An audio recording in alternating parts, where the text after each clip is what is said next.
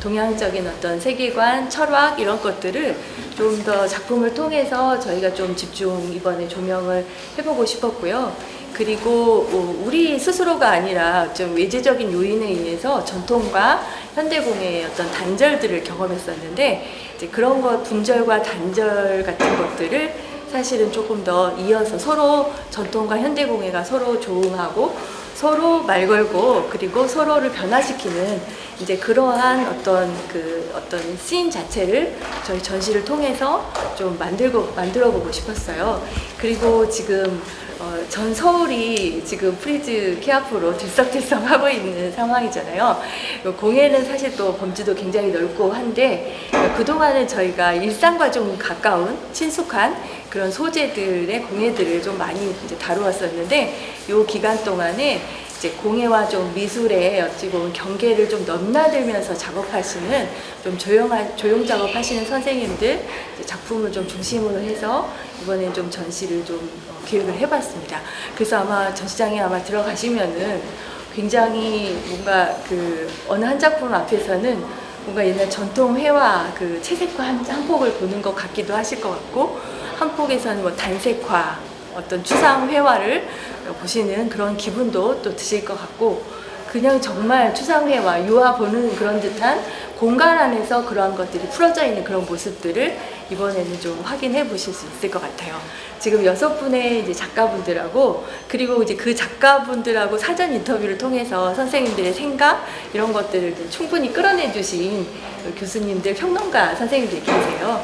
그래서 그분들하고 오늘 직접 이렇게 만나서 대화도 나누시면서 우리 학예사 생각하는 것과 더해서 거기에 더해서 좀 작가분들의 그런 의도 또 이제 이분들이 이제 앞으로 어떻게 나아갈 것인지 이런 작업 방향 이런 거에 대해서도 한번 직접 질문해 보시는 그런 기회를 좀 가지시면 좋을 것 같습니다. 그래서 오늘 초대를 선생님들 했습니다. 한번 안으로 들어가시되 저는 원래 광문학을 전공했고요. 그 다음에 대학원을 서양학과 미술이론을 해서 베를린에서 회화 실기도 이제 작업하고 활동해서 사실 소위 한국의 분류상으로 치면 장르적으로는 서양화 전공이라고 하지만 그건 제 입장에서는 일단 매체의 문제고요.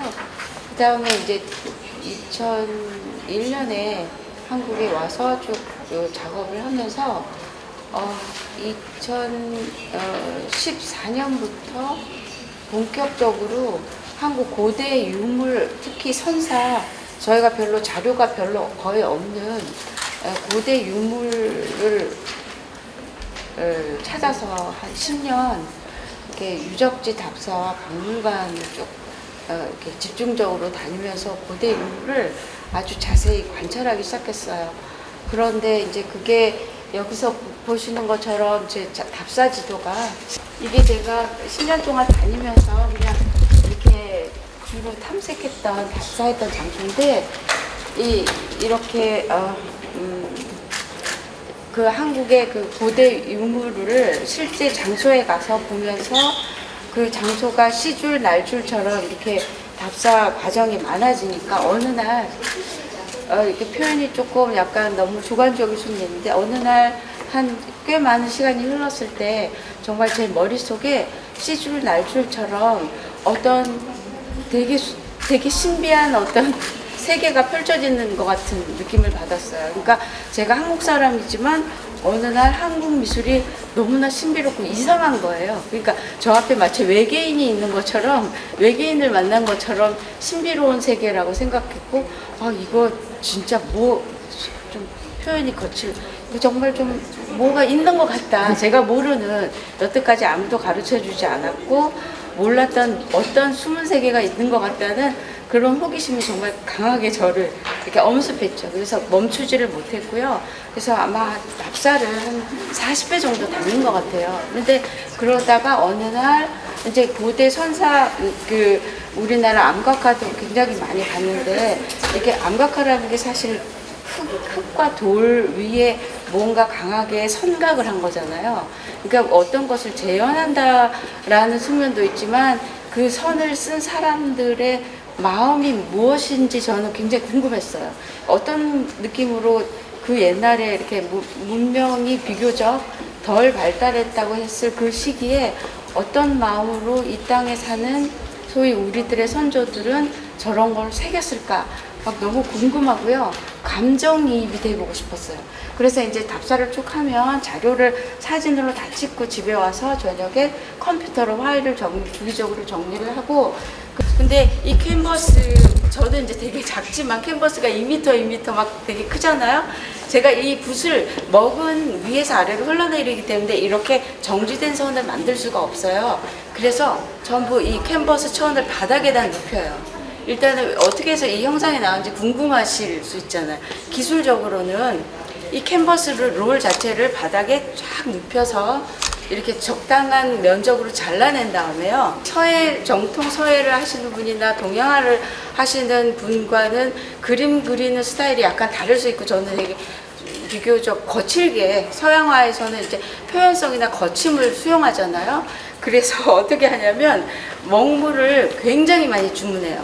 그래서 양동이에 먹물을 몇 통씩 넣어요. 그러니까 정말 노동하는 사람, 청소부처럼 양동이에 먹물을 잔뜩 넣고요. 붓은 이제 제가 한 30년 썼던 서예 붓, 제일 굵은 것으로 이제 맨발 벗고 들어가죠. 그 캔버스 위로 있는 건 첫 번째 이 5개 캔버스 중에 1번하고 5번은 일제 강점기 때 이렇게 뭐라 그러죠? 정확하게는 원인을 모르지만 일단 최종 소유자는 일본 분이었고, 그 나중에 크리스티 옥션에 이제 다시 통해 세상에 나오게 된 매우 유명한 부청이고요. 연구해야 될 대단히 네, 이제 우리 전통 도자 분야에는 이제 청자, 백자, 분청 이런 유형이 있습니다. 이제 분청은 황토처럼 짙은 흙에다가 하얀 분을 바른 겁니다. 그래서 분을 발라서 장식하는 건데, 우리나라 전통적으로 화장하는 것을 분이라 그랬습니다. 얼굴에 바는 분을. 그래서 도자기에서도 이런 장식하는 분을 이제 분장기법, 화장포라고 얘기를 합니다.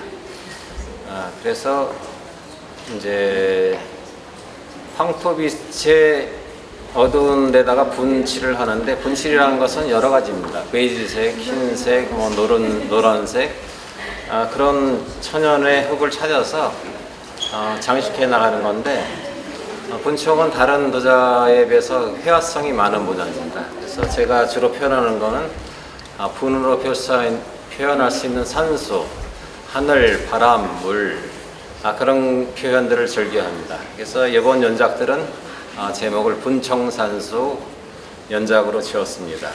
이제 분청 퍼포먼스라는 거는 제 제작 기법이 한국의 전통 옹기 제작 기법하고 분청 사기 기법을 혼재된 기법입니다. 그래서 옛날에 보면은 우리나라 큰 항아리를 보면은 옹기 유약을 바른 다음에 손으로 그림을 그리는데 그걸 수화문 기법이라고 합니다. 그래서 저는 이제 옹기 성형 기법의 그 수화문 기법을 이제 분청을 이용해서 손 가는 대로 그림. 그러니까 옛날에 옹기의 수화문은 이제 보통 난초라든가 나비 문양이 많았습니다. 근데 제가 즐겨 표현하는 기법은 이제 산수, 물과 바람, 어떤 산, 내, 그런 것들을 표현합니다. 그래서 분청 산수 퍼포먼스는 우리나라 분청 기법과 옹기 기법이 지금 가장 현대화된 표현 기법입니다. 그래서 한 2m 정도 대형 항아리를 만든 다음에 거기다 우리나라 전통 음악인 사물놀이 가락에 맞춰서 한 7분 동안 분청 퍼포먼스 장식을 하게 됩니다.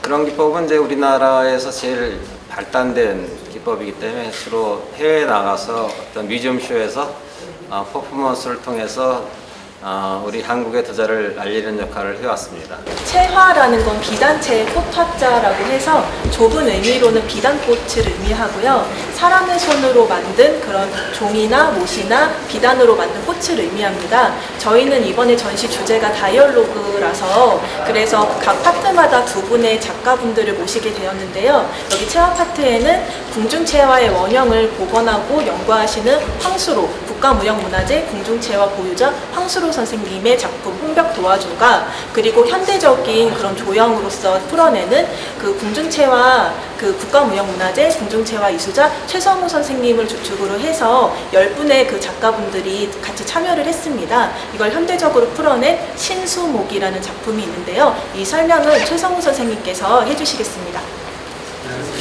생소하실 분들도 있으실 텐데 채화는 비단 채자의 꽃 화자예요. 그래서 옛날 궁중에 조선시대 때 잔치가 있었잖아요. 잔치가 진연이 있고 진찬이 있는데 주로 왕이께서 직접 나오시는 진연이나 진찬에 어자의 좌우에 이렇게 도화꽃을 놓게 돼 있어요. 그래서 왼쪽에는 홍도화가 있고 오른쪽에는 벽도화가 있고 뒤는 1월 오봉도가 있고, 지금 이제 어자가 없지만 어자가 이제 중앙에 모여 있는 거죠. 그래서 보통 이제 공정 진찬 의궤 같은 데 보면 어자에 임금님이 안 계시잖아요. 원래 임금님을 그릴 수는 없거든요. 그래서 화준이 있으면 임금님이 거기 계신 거예요. 잔치에.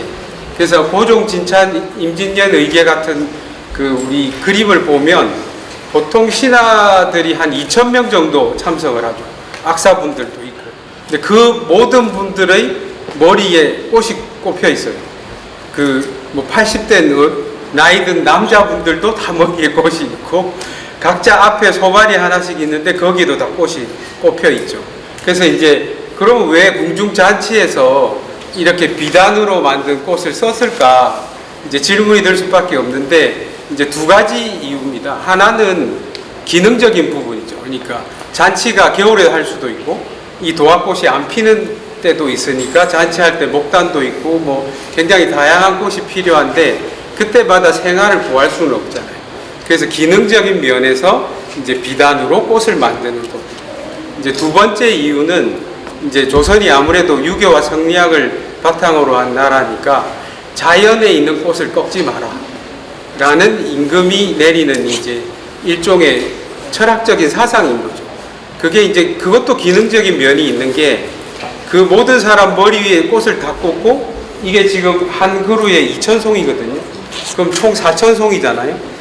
그럼 그거를 자연에서 꽃을 수급한다 하면 굉장히 폭력적 행위가 되잖아요. 그래서 이제 옛날 궁중의 기록, 의궤 기록에 보면 화장이 21명이 있었어요. 다 남자입니다. 다 남자 화장 21명이 의궤 21명의 이름들이 다 있죠. 그분들이 이제 1년 내도록 잔치 때마다 이렇게 꽃을 만들어 가지고 하는 겁니다. 특히 이제 궁중채화 분야 중에 가장 규모적으로도 크고 의미적으로도 상징적인 게 이제 화준이거든요. 화준은 이제 용준 위에 용준이라는 용이 그려진 화병 위에 꽃을 이렇게 꼽는 건데 자연에 있는 꽃하고는 사실 굉장히 거리감이 있습니다.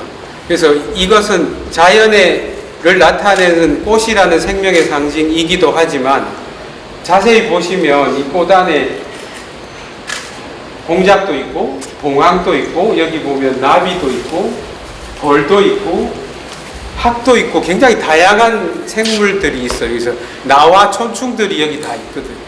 그리고 봉황이라는 거는 전통적으로 세상이 태평성대할 때만 나타나는 상상의 새잖아요. 그래서 봉황이 이 화준의 머리 위에 최고 꼭대기에 있다는 거는 태평성대를 기원한다는 뜻이죠. 그래서 임금님이 잔치를 할 때 임금님의 좌우에 화준 한 쌍을 놓고 그 위에 봉황을 장식하고 세상의 모든 귀한 나비들, 벌들이 이렇게 날아드는. 그래서 그 왕조의 태평성대를 기원하는 그런 상징적인 의미가 있습니다. 그래서 우리 궁궐도 그렇고 모든 의궤들이 상징의 체계에서 이루어지잖아요. 그 중에 대표적인 상징물 중에 하나입니다. 그래서 이번에는 저희가 국가무형문화재 124호 황수로 박사님의 화준 작품을 이렇게 깃발처럼 레퍼런스로 여기 이제 저희가 놓았고, 이제 저쪽에는 네. 최홍호 선생님. 네. 잠시만, 제가 계속 말하면 너무 손이 안으로 굽기 때문에 최홍호 선생님이 객관적으로. 제가 한국전통문화학교의 최홍호 교수님이신데, 화준, 누구보다도 화준의 아니요, 그 몇 거짓말. 년도죠? 2006년도가요. 2007년도. 2007년도에 유엔에서 화준 첫 전시할 때 아트 디렉터 해주셨고. 황수로 선생님하고 또 아드님인 그 최성호 선생님하고 제가 이제 전시 이 체화 관련해서 좀 남다른 인연을 가져왔어요. 그래서 저는 직접 만드는 과정하고 전혀 관계없는 사람인데 딱 한마디만 보태면 이 체화가 사실은 비단으로 만든 꽃이잖아요. 그러면 요즘 개념으로 보면 가짜꽃이라는 느낌이 들잖아요. 근데 가짜꽃하고 전혀 궤가 달라요. 그러니까 지향하는 목표가 전혀 다릅니다. 가짜꽃은 진짜를 닮아가려고 애를 쓰잖아요. 그러니까 가짜죠. 그런데 이 꽃은 실존하는 이 꽃을 닮았긴 했지만 늘 그것을 그 자체가 목적이 아니라 그 너머에 생명의 본연의 질서 쪽에 다가가려고 하는 본능적인 몸부림이 있어요. 그래서 굉장히 그 의미 있다고 생각하고요.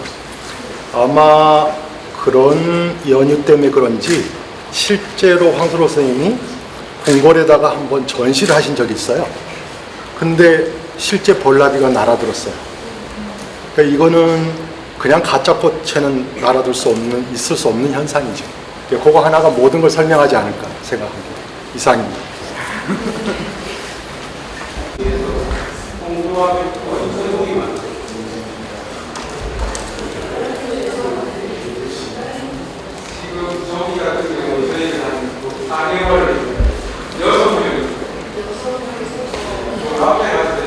공중체화 서울랩이라는 거를 제가 만들어서 교육생들을 가르치고 있고요.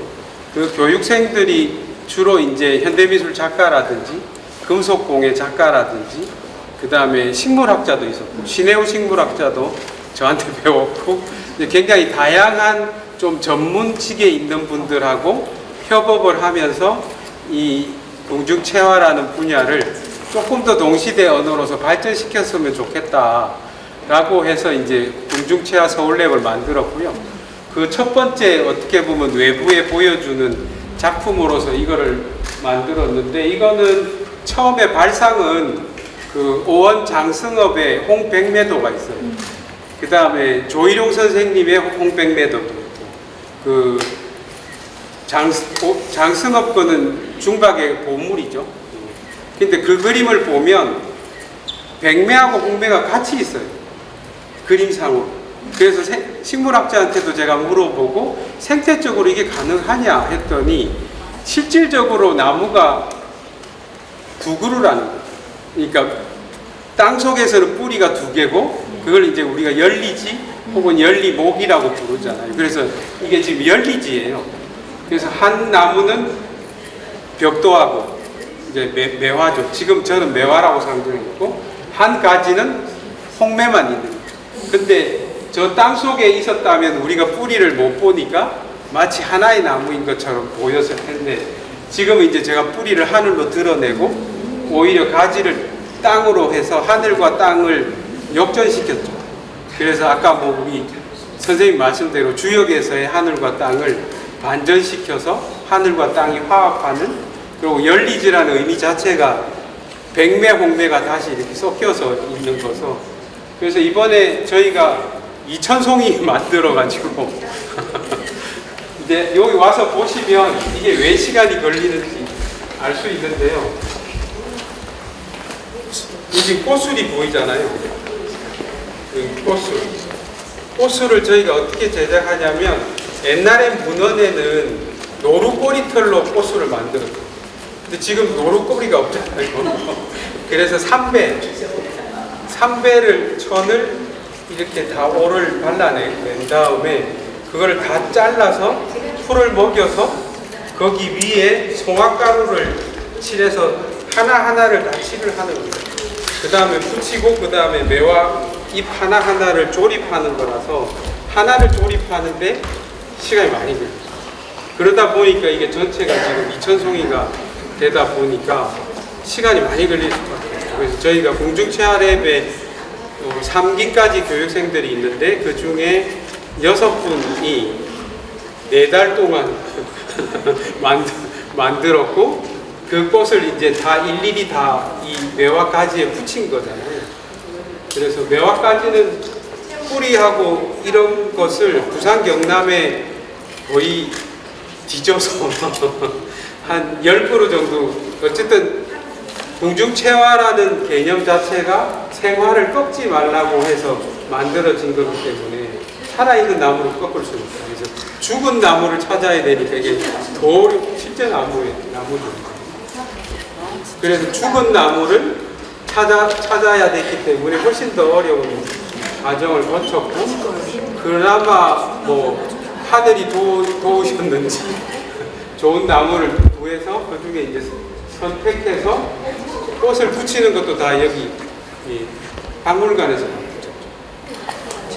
네, 여기서 다 붙이고 그 다음에 이제 아까 말씀드린 대로 공중체화랩에 현대 작가들하고 같이 작업을 하는 거는 요 바닥에 있는 작업은 이윤정 작가가 그 알루미늄 판으로 땅과 하늘을 같이 만들었어요.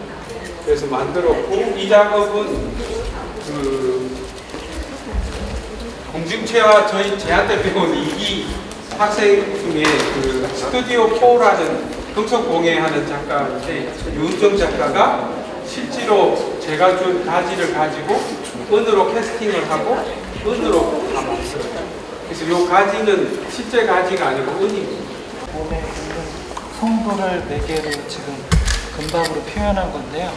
원래 시작은 제가 그 석가본에 별자리가 표시되어 있는 게 조각만 돼 있어서 잘 안 보여서 과거에 혹시 금박으로 그 안을 채우지 않았을까 하는 제 상상력에서 출발을 했고요. 그거를 제가 표현할 수 있는 비단으로 옮겨서 시도를 한 거고요. 그 다음에 저는 원래 그 전공이 이공계예요. 그래서 이공계인데 제가 보는 관점은 이공계나 아니면 예술이나 교차하는 부분이 상당히 많다고 저는 생각을 하거든요. 특히 이제 천문학이나 물리학이나 이런 쪽에는 그런 부분이 많다고 보고 제가 관심 있는 부분이고 제 정체성의 일부는 금박에도 있지만 과학에도 있어서 그 저 자신을 좀 더 자유롭게 표현하고 그 다음에 하늘에 있는 별의 그 아름다움을 그 지금 이곳에 관람하시는 분들도 같이 이런 실내에서도 같이 공유하기를 바라는 의미에서 서로 같이 꿈도 꾸고 노력을 바라면서 지금 작품을 만들어 봤습니다. 그래서 이건 좀 현대적으로 작업을 제가 한 천상열차 분야지도 그 비단본이고요. 그다음 저 뒤에 있는 거는 우리나라 전통 원형이라고 할 수 있는 금박의 원형이라고 할 수 있는 원산이에요. 그래서 저게 이제 그 황원산, 홍원산, 그다음에 이제 노건산을 갖다가 금박으로 해서 우리나라 전통도 보여드리면서 새롭게 시도한 지금 이제 천문도도 같이 보여드리는 기회를 드리고 있습니다.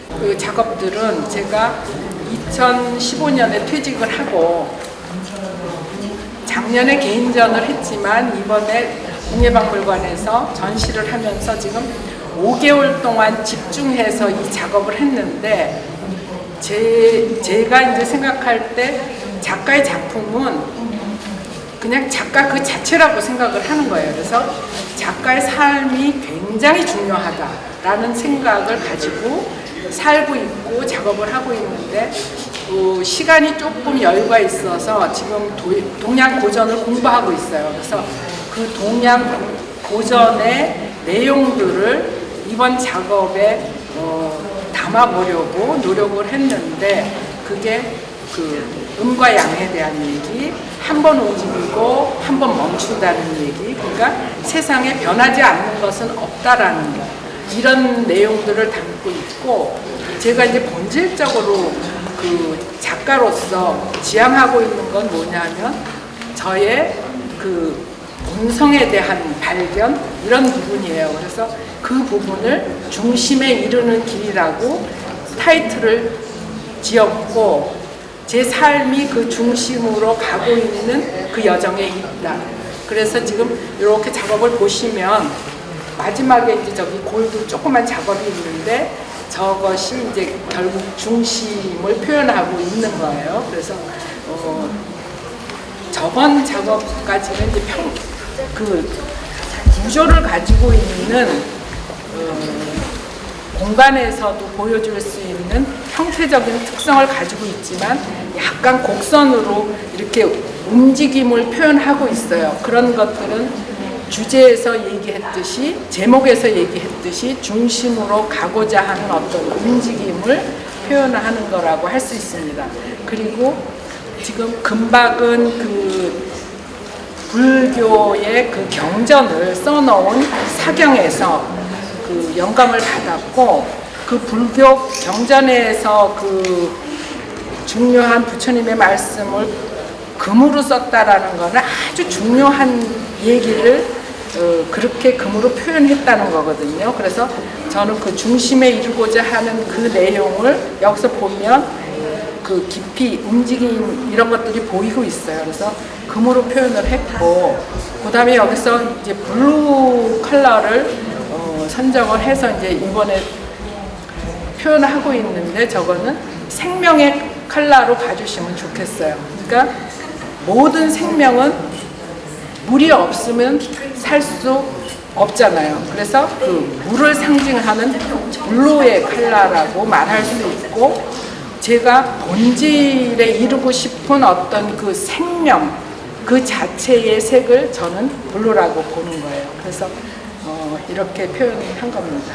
그림자도 일부러 이렇게 제 작업은 이게 5겹의 장이 겹쳐지면서 표현되고 있기 때문에 그 사이에는 공간이 있어서 빛이 자유롭게 들어갔다 나갔다 하기 때문에 그 라이팅에 의해서 여러 모습을 연출할 수 있어요.